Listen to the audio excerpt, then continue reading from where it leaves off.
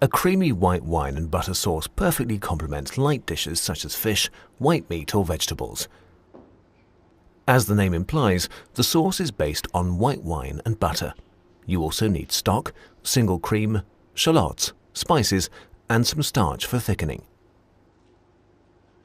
First, peel the shallots with a small sharp knife and then cut them into very small cubes with a large sharp knife.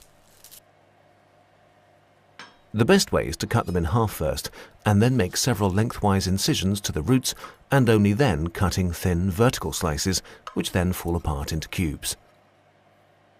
Over medium heat, melt 2 tablespoons of butter in a pot and stew the shallots in it over low heat. They should remain golden yellow because if they turn dark, the sauce becomes bitter. Now the wine is added and reduced to half its volume. This will make the alcohol evaporate and the acidity is somewhat reduced. Add the stock to the pot and boil everything over high heat for 10 minutes. Stir the starch with 2 tablespoons of cold water until smooth and add the mixture to the boiling sauce, constantly stirring to prevent lumps, which thickens the sauce nicely. To make the sauce completely smooth, puree it with an immersion blender and pour through a fine colander into another pot.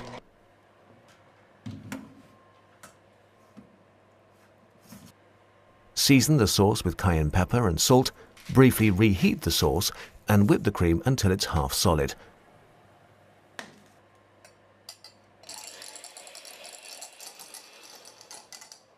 Turn off the stove and work the cream under the sauce, which makes it especially fluffy.